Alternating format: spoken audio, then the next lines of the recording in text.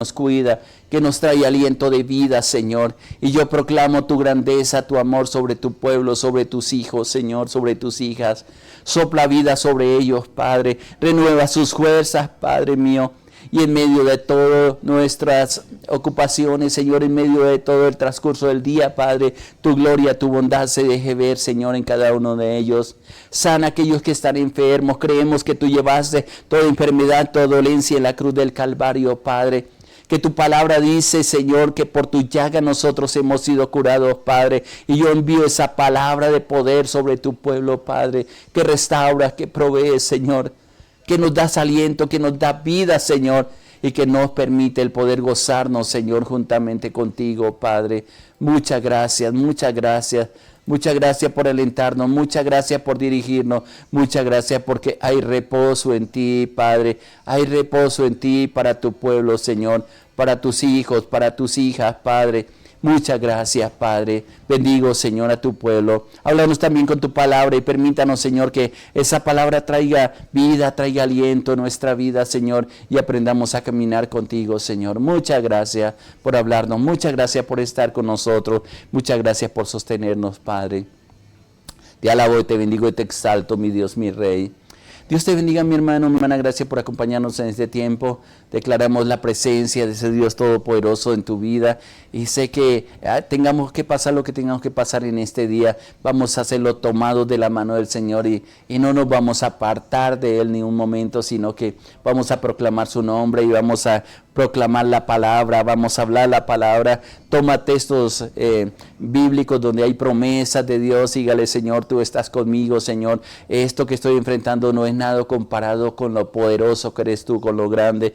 Y yo sé que una de las cosas que esta semana he venido compartiendo en medio de estos devocionales es estar a la expectativa de lo que Dios va a hacer con nosotros.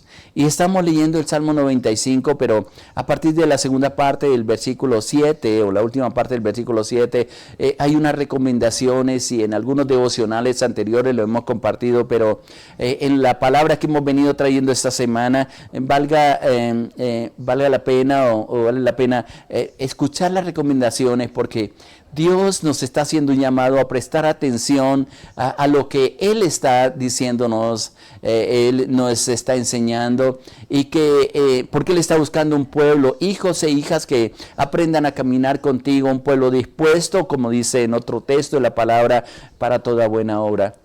Pero sobre todo, yo sé que en el anhelo de cada uno de nosotros está el escuchar la voz de Dios. Señor, y en mi oración que le hago muchas veces, ¿qué quieres que yo haga en este día, Señor? Momentos de adoración, quizá como lo hemos tenido, o en otros momentos en que individualmente buscamos esa presencia de Dios. Yo sé que Él nos habla.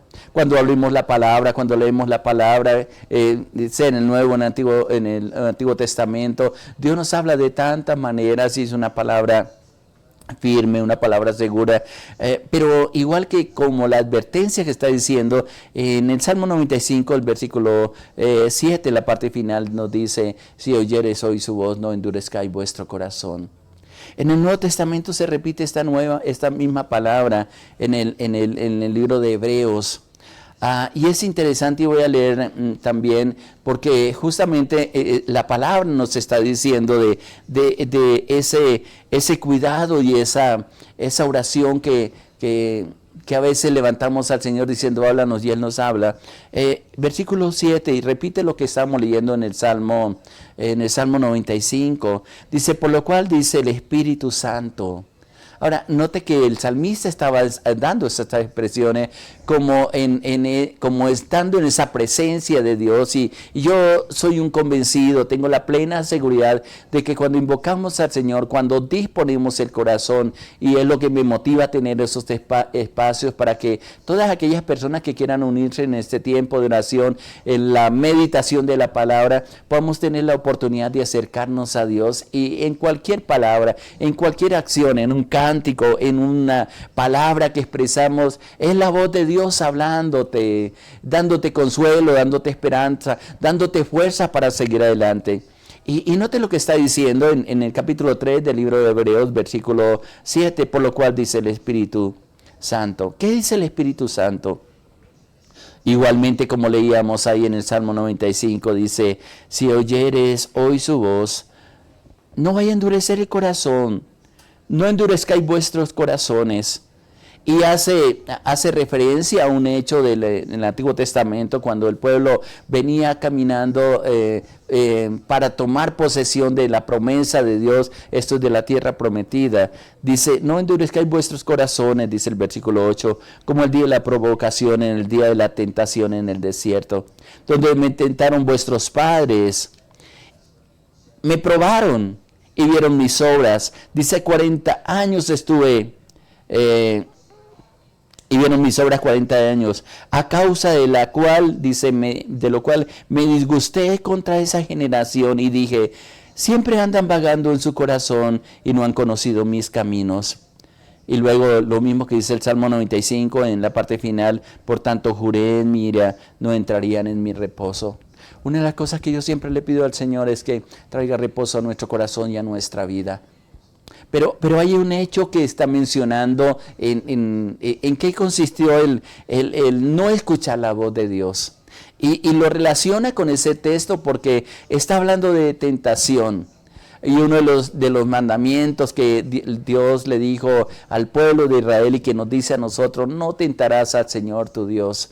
El enemigo, cuando Jesús fue al desierto fue llevado por el Espíritu, dice Mateo, para ser tentado por el diablo en esos 40 días de ayuno, justamente lo que trata es de que demuestre que él es hijo de Dios. Y tú lo puedes leer ahí en los evangelios. Me gusta leer mucho el pasaje ahí en Mateo capítulo 3, capítulo 4, donde realmente y va muy de la mano con lo que dice aquí, la advertencia que está haciendo aquí en el libro de Hebreos. Dice, y no endurezca vuestro corazón como el día de la provocación, el día de la tentación en el desierto. ¿Cómo tentamos a Dios?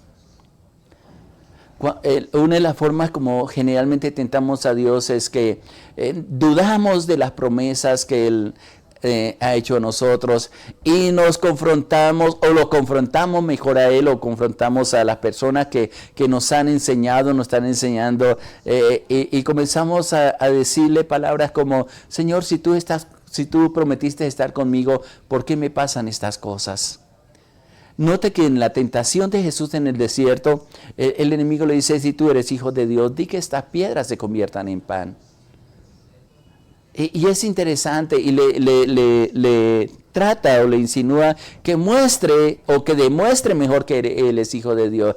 Y tal vez en la soberbia que nosotros tenemos muchas veces, tratamos de demostrar que somos hijos de Dios. No lo tenemos que demostrar a nadie. Debemos más bien aprender a caminar con Dios y poner en práctica los consejos que Él nos ha dado. No importa las circunstancias, importa que la presencia de Dios en nuestras vidas. Este hecho que está mencionando en la palabra, lo que molestó tanto a Dios, dice, me tentaron y vieron mis obras. Y las obras de Dios se ven en dos maneras. Uno, por la bendición, por los hechos sobrenaturales que Él hace con nosotros. Por ejemplo, una sanidad, por ejemplo, un milagro de provisión, un milagro de creación, una manifestación sobrenatural de Dios. Esas son las obras. Y el pueblo de Israel en el desierto siempre buscó las obras de Dios. Que no le faltara la comida, que no le faltara el abrigo, que no le faltara la protección, que no le faltara la comida, el vestido. Siempre estaban preocupados por esas cosas. Tanto que Jesús, cuando está hablando en el Sermón del Monte, Él dice, mire, todas estas cosas el Padre sabe que tú las necesitas.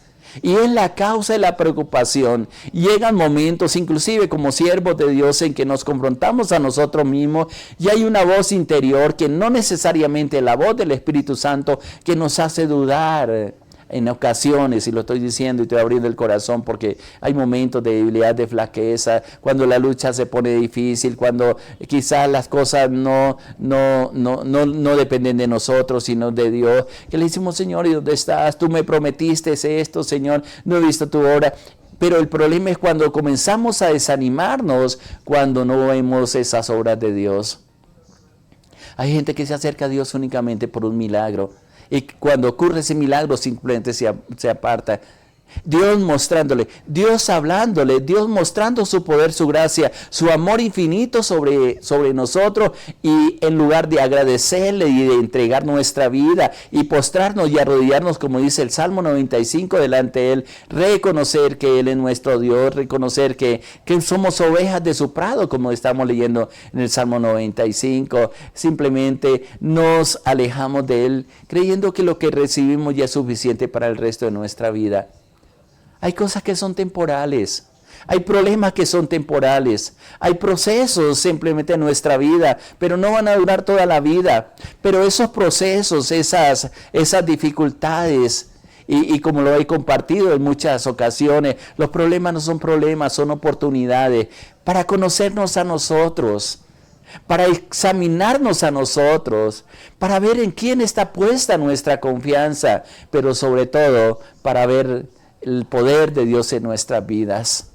Son oportunidades, y lo he compartido, lo vengo compartiendo desde hace algún tiempo. Hermano, si estás en un problema, es una oportunidad para ver la gloria de Dios en ti, para que te acerques a Él, para que le conozcas más, para que le muestres no solamente sus obras, como está diciendo la palabra, sino que le muestres su camino. Y aprender a conocer el camino de Dios es cuando se nos revela la palabra, cuando seguimos el ejemplo de nuestro Señor Jesucristo, que lo único que le interesó fue hacer la voluntad de Dios, que Él sabía que nacemos en este mundo con un propósito, Él vino con un propósito, y a pesar de que no era fácil, a pesar de que el enemigo justamente lo que le ofrece, aún inclusive en medio de la tentación, es a evitar problemas, a evitar dificultades, a hacer conciliaciones.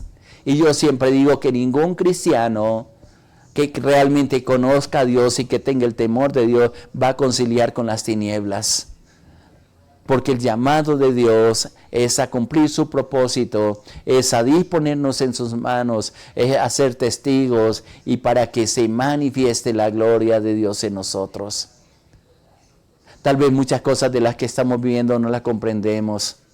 Si leemos esto, por ejemplo, lo que se narra en la Biblia, en Juan capítulo 11, donde está hablando de Lázaro,